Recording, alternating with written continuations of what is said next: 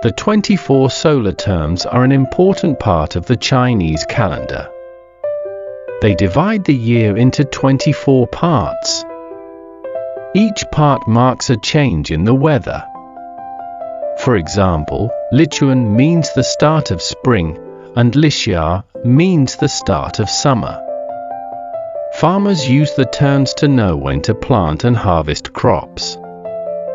The 24 solar terms help people understand the seasons and live in harmony with nature.